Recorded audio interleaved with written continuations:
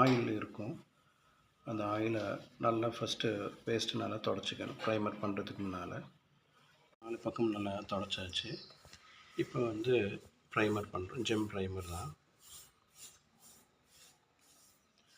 Primer பண்ணி கொஞ்சம் நல்லா காய விட்டுட்டு தான் பெயிண்ட் பண்ணணும்.